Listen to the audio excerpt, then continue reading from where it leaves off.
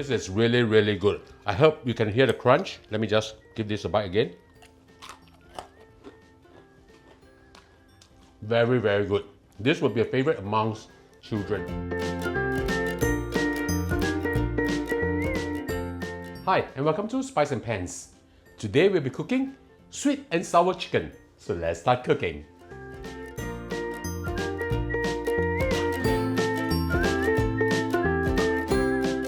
In collaboration with Pots and Pans Culinary Studio, we are launching an incredible cooking course featuring our loved recipes. Join us in our exclusive local Chinese delight course. Sign up with the link below or scan this QR code. See you there!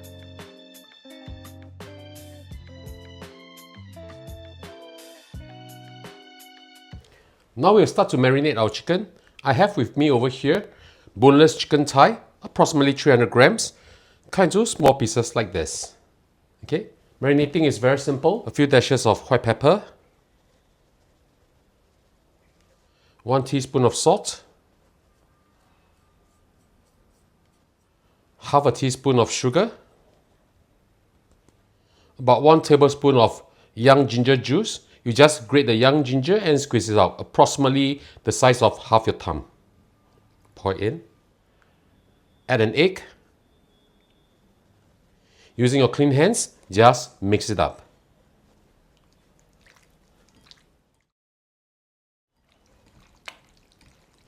After we have mixed it up well, we'll add in approximately 2.5 tablespoons of potato starch. Now, if you do not have potato starch, you can use corn flour, no problem. But potato starch gives you a crispier crust. Mix them up well.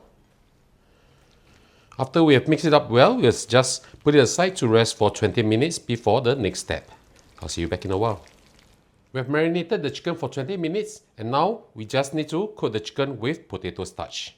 Give it a good mix first. And piece by piece, just put it on the potato starch. Make sure you coat it up evenly. And just give it a tight squeeze like this. Okay? Continue with the rest and I'll show you the next step after this. Now I'm going to fry the ingredients first. I'm going to fry my bell peppers as well as my onion first. Okay? Just turn the heat to medium. Make sure it's hot enough. How do we know whether it's hot enough or not? Using a bamboo chopstick, just put it in. And if you see bubbles rising up like this, that means the oil is hot enough. Okay? Very simple. Now we just half a green bell pepper, half a red bell pepper, and half an onion. Okay? Just put everything in. This will just take maybe 10-15 seconds. We just need to get rid of the rawness. This will add a beautiful color to our dish. Of course, if you do not have all these ingredients that I'm using over here, you can actually omit them or use orange, yellow, bell pepper, etc. Right? Just remove them. Look at how pretty they are.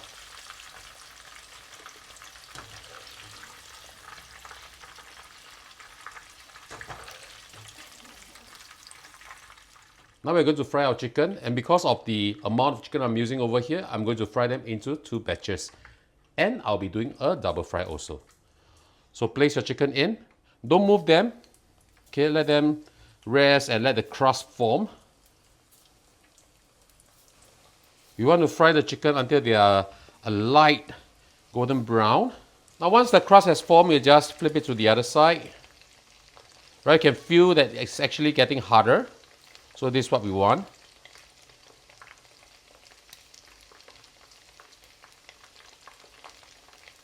Some of you might wonder whether we can air fry the chicken. Yes, we can. I've air fried this at 180 degrees Celsius for 10 minutes and another 10 minutes at 200 degrees Celsius. And it looks like this. Very crispy. But before you do the air frying, please spray some oil on them also. But to be very frank, I like the traditional method of deep frying them because the chicken will be juicier. But it's really up to you. The crust has mostly formed. Let's just now fry them to a light golden brown. You can feel that the crispiness is there, right? It's very hot now. Very crunchy. But double frying will actually extract the oil out of the chicken and make this crispier. I've been cooking this for a while and they are almost done. Look at the beautiful color. Just a little bit more brownness would be good. Remember not to turn the heat up too high, otherwise the crust will brown too fast and the chicken uncooked. Okay, something like this will be good. We'll now remove this chicken and continue with our second batch. Right? Light, beautiful, golden brown.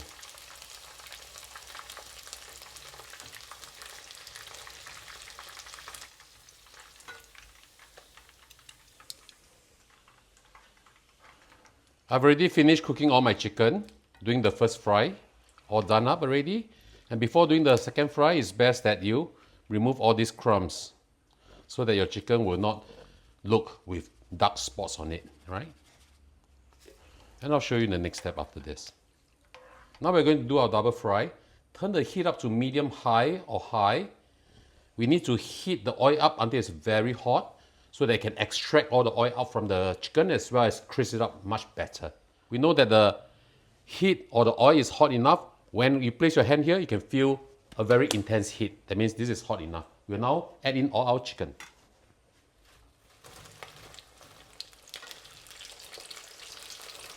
Move them around a little bit. Just brown them up a little bit more. This will take maybe 10 to 20 seconds. You can see that the color is already changing.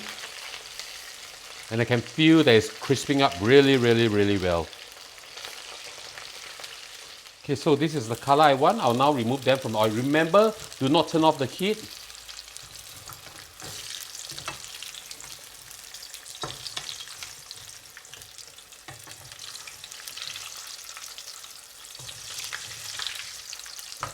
Remove all the chicken before you turn the heat off. Once the chicken is out, we'll pour away most of the oil, leaving behind approximately 1 to 2 tablespoons. I'll show you the next step after this. Now we're going to put the dish together. My pan is very hot now, so I'm not turning on any heat. Put in approximately 2 to 3 cloves of garlic chopped. Of course, if your pan is not hot, then you can use medium or medium-low heat for this. We'll move them around and fry them until we can smell them. We don't have to brown it.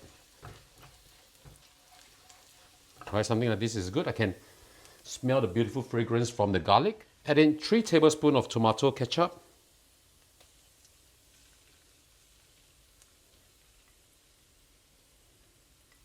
Add in also approximately 1.5 teaspoons of sugar. If you prefer it sweeter, you can add a little bit more. It's really up to you. Now we can turn the heat up to medium-low and start to mix them all up together. The more you fry this, the brighter orange you will get. Can you see the difference between when I first add in the ketchup as well as now? So this is very fast. As long as the sugar has been melted into the ketchup, we add in water. Add in 100 milliliters of water. Mix them up again.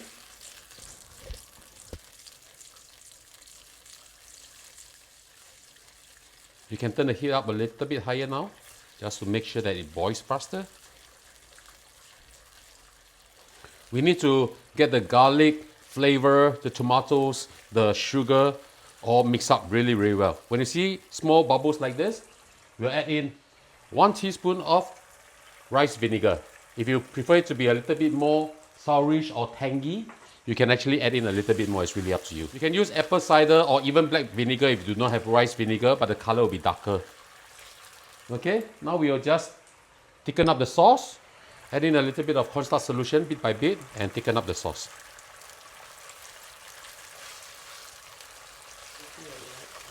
Thicken to the consistency that you like.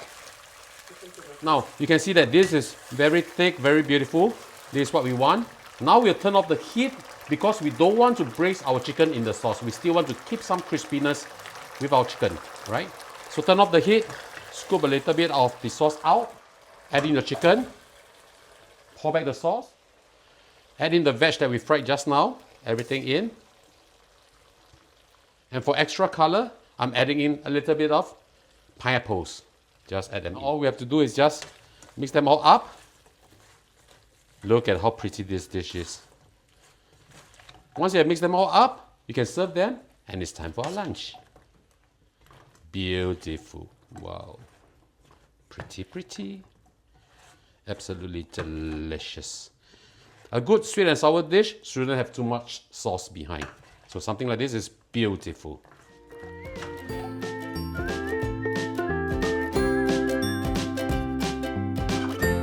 And now the dish is done, let's have a taste. Oh, smells absolutely fantastic. Let's try this.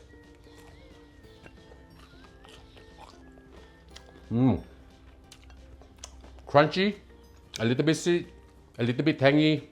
This is really, really good. I hope you can hear the crunch. Let me just give this a bite again. Very, very good. This would be a favorite amongst children. So, ladies and gentlemen, I hope you like our video. Do click like on our video and do subscribe to our channel. Thank you for watching, and now it's your turn to cook. See you. Bye-bye.